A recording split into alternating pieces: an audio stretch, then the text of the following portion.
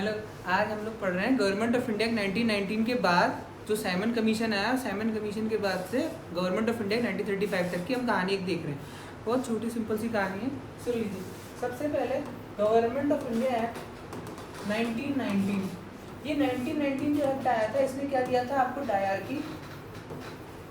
Dyarchy कहाँ पे दी थी इसने? प्रोविंसेस में। डायरकी मतलब क्या होता है? रिजर्व सब्जेक्ट और ट्रांसफर सब्जेक्ट्स, ये भी आपको पता है। रिजर्व सब्जेक्ट्स मतलब governor general in council, no minister, जबकि ट्रांसफर सब्जेक्ट था governor general in council plus responsible minister. तो आपको पता चल गया अभी ट्रांसफर सब्जेक्ट में कौन सब्जेक्ट थे जिनकी थोड़ी वैल्यू कम होती थी, इस तरह से समझ लीजिए आप। जैसे कि एजुकेशन हो गया आपका, एग्रीकल्चर हो गया आपका, ठीक है। और रिजर्व सब्जेक्ट मतलब वो सब्जेक्ट की थोड़ी वैल्यू ज़्यादा होती थी, जैसे कि वो कौन से हो गए आपके? डिफेंस हो गया, कम्युनिकेशन हो गया, ठीक है। इनको क्या बोला गया था? डायरकी, मतलब दो आर्च है। प्रोविंसेस में आया था, सेंटर पे नहीं आया था, ठीक है। दूसरी चीज़ जो यहाँ पर इंट्रोड्यूस हुई थी वो हुआ था by cameral central legislature. By cameral central legislature. अच्छा, बाई कैमरल सेंट्रल लेजिस्लेचर मतलब जो आज भी हमारे देश में चल रहा है, लोकसभा और राज्यसभा और राज्यसभा, ये दो चीज़ें जो मेन आई थी गवर्नमेंट ऑफ इंडिया 1919 से। और एक सेपरेट इलेक्टोरेट अनाउंस कर दिया गया था सिख, एंग्लो इंडियन, क्रिश्चियंस, और अब पता चला है यूरोपियंस को भी दे दिया गया था 1919 में, ठीक है। ये आपकी चीज़ें आई। अब सुनो कहानी जो बदलती है। गवर्नमेंट ऑफ इंडिया 1919 जो है, इसकी वजह से फर्स्ट डायरेक्ट इलेक्शन हुए हमारे देश में। फर्स्ट डायरेक्ट इलेक्शन जो हमारे देश में पहले डायरेक्ट इलेक्शन हुए थे इस एक्ट के द्वारा, वो कब हुए? 1923 में। स्वराज पार्टी जीत गई। अब कहानी में जो ट्विस्ट, जो चीज़ आपको नहीं पता, आज मैं वो आपको बताने वाला हूँ।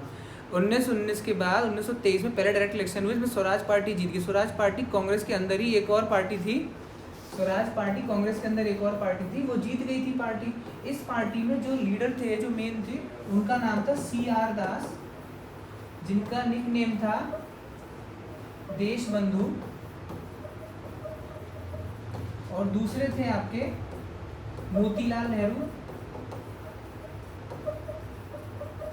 ठीक है। इन्हें स्वराजिस्ट भी बोला जाता था या रिस्पॉन्सिविस्ट भी बोला जाता था। ये आपके हुए थे जो स्वराज पार्टी जिन्होंने जीती। CR दास देशबंधु हेड थे और उसके सेक्रेटरी मोतीलाल नेहरू थे। अच्छा, ये दो लोग बने रिस्पॉन्सिबिलिस्ट। इन्होंने ये बोला था कि हम जो हैं डायरेक्ट इलेक्शन के बाद हमारे पास पावर आएगी, हम घुसेंगे प्रोविंशियल लेजिस्लेचर में और उनको काम नहीं करने देंगे, उनको हम परेशान करेंगे और अपनी बात खड़ा करके बोलेंगे, उनको काम नहीं करने देंगे। अच्छा, जब ये हुआ कि ये लोग काम नहीं करने दे रहे थे, सुनिए, तब एक कमीशन आता है। सबसे पहला उस कमीशन का नाम होता है मुद्दीमैन commission.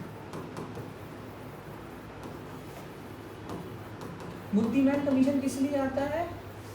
To look into dyarchy, कि जो डायरकी 1919 में आई थी वो ढंग से काम कर रही है कि नहीं कर रही है, उसको देखने के लिए कौन आया? मुद्दीमैन कमीशन। इसलिए आया था क्योंकि डायरकी के बाद से जो स्वराज पार्टी जीती थी ढंग से काम नहीं करने दे रही थी, तो मुद्दीमैन कमेटी आई। अच्छा, ठीक है। दूसरा जो आप सब पढ़ भी रहे हैं और आपको पता भी है, साइमन कमीशन आता है 1927 में। कौन सा आता है आपका? साइमन कमीशन आता है। साइमन कमीशन किसको रिव्यू करने आता है? 1919 वाले एक्ट को रिव्यू करने के लिए, देखने के लिए कि 1919 वाला ढंग से काम कर रहा है कि नहीं कर रहा है। ये साइमन कमीशन जब आता है तो उसके खिलाफ प्रोटेस्ट चलता है, एंटी साइमन या साइमन गो बैक बोलते हैं उसको। ये ऑल वाइट था, इस वजह से दिक्कत हुई थी। इसमें सारे के सारे लोग क्या थे? अंग्रेज थे। ये आपका IAS प्रीलिम का क्वेश्चन है कि साइमन कमीशन के खिलाफ क्यों बवाल मचा था? क्योंकि ऑल वाइट था, इसमें कोई भारतीय मेंबर नहीं था। इसमें आपका क्या बना है? Simon commission. साइमन कमीशन की जो रिपोर्ट आई थी इसे बोलते हैं व्हाइट पेपर। इस व्हाइट पेपर के ऊपर जो चर्चा चली थी उसी को बोलते हैं राउंड टेबल कॉन्फ्रेंस। जो आप 3 राउंड टेबल कॉन्फ्रेंस पढ़ते हैं जो लंदन में हुई थी, वो किसके ऊपर थी बातें? वो थी साइमन कमीशन के ऊपर। साइमन कमीशन ने जो बातें बोली थी उसके ऊपर 3 राउंड टेबल कॉन्फ्रेंस हुई। 3 राउंड टेबल कॉन्फ्रेंस के बाद जो नतीजा निकल कर आया उसको बोलते हैं गवर्नमेंट ऑफ इंडिया एक्ट 1935, ठीक है। ये था आपका छोटा सा रास्ता 1919 से लेके 1935 तक का, ठीक है।